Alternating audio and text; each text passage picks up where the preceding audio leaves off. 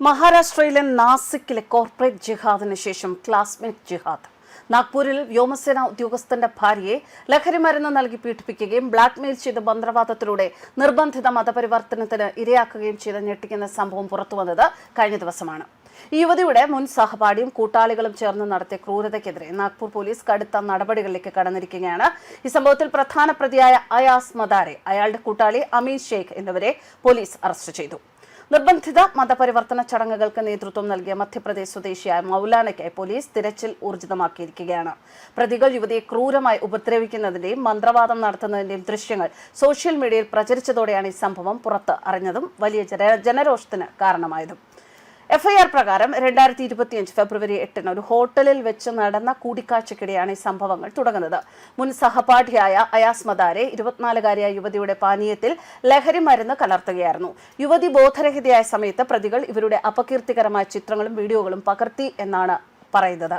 പിന്നീട് ഈ ദൃശ്യങ്ങൾ സമൂഹ മാധ്യമങ്ങളിലൂടെ പ്രചരിപ്പിക്കുമെന്നും വ്യോമസേനയിൽ ജോലി ചെയ്യുന്ന ഭർത്താവിന് അയച്ചു കൊടുക്കുമെന്നും ഭീഷണിപ്പെടുത്തിയത്രേ.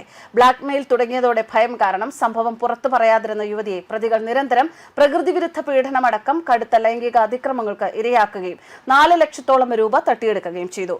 ഇതിനിടെ യുവതി കരഞ്ഞുകൊണ്ട് തന്നെ വെറുതെ വിടണമെന്ന് പ്രതിയോട് യാചിക്കുന്ന വീഡിയോ ദൃശ്യങ്ങളും പുറത്തുവന്നു. യുവതി ഉച്ചത്തിൽ നിലവിളിക്കുമ്പോൾ അയാസ് ഇവരുടെ കൈകളിൽ ബലമായി പിടിച്ച് ചില മതപരമായ മന്ത്രങ്ങൾ ചൊല്ലി മുഖത്തേക്ക് ഊതുകയും ചെയ്യുന്നത് വീഡിയോ ദൃശ്യങ്ങളിൽ വ്യക്തമാണ്. ഇത് കേസിൽ പ്രതികൾക്കെതിരെയുള്ള നിർണായക തെളിവായി മാറിയിട്ടുണ്ട്. അയാസ് നിരന്തരം ഒരു പ്ലാസ്റ്റിക് കുപ്പിയിൽ ചില ദ്രാവകങ്ങൾ കൊണ്ടുവരികയും അത് തന്നെ കൊണ്ട് നിർബന്ധിച്ച് കുടിപ്പിക്കാറുണ്ടായിരുന്നുവെന്നും യുവതി പോലീസിനോട് വെളിപ്പെടുത്തി. ഇത് കുടിച്ചതിന് ശേഷം ഇയാൾ ഉറുദുവിൽ എന്തൊക്കെയോ മന്ത്രിക്കും മുഖത്തേക്ക് ഊതുകയും ചെയ്യാറുണ്ടായിരുന്നു. ഇത് ഹിപ്നോട്ടിസവും അഭിചാര ക്രിയയുമാണ് എന്ന് അവകാശപ്പെട്ടായിരുന്നു പിന്നീട് തന്നെ പീഡിപ്പിച്ചിരുന്നത് എന്നും യുവതിയുടെ പരാതിയിലുണ്ട്. പീഡന പരമ്പരകൾക്ക് ശേഷമാണ് യുവതിയെ പ്രതികൾ നിർബന്ധിത മതപരിവർത്തനത്തിന് ഇരയാക്കിയത്. മെയ് 31 അയാസും കൂട്ടാളി അമീനും ചേർന്ന് യുവതിയെ ബലമായി കൽമേശ്വറിലേക്ക് തട്ടിക്കൊണ്ടുപോയി. അവിടെ വെച്ച് മധ്യപ്രദേശിലെ ചിന്ദ്വാര ജില്ലയിലുള്ള തമിയ ഗ്രാമത്തിൽ നിന്നുള്ള ഹസ്രത് മൗലാന എന്ന പുരോഹിതന്റെ സാന്നിധ്യത്തിൽ മതപരമായ ചടങ്ങുകൾ നടത്തിച്ചു അത്രേ. യുവതിയുടെ കടുത്ത എതിർപ്പിനെ അവഗണിച്ചുകൊണ്ട് ഖുബൂൽ ഹെ എന്ന് നിർബന്ധിച്ച് പറയിപ്പിക്കുകയായിരുന്നു. ന്യൂസ് ഡെസ്ക് കർമ്മ ന്യൂസ്.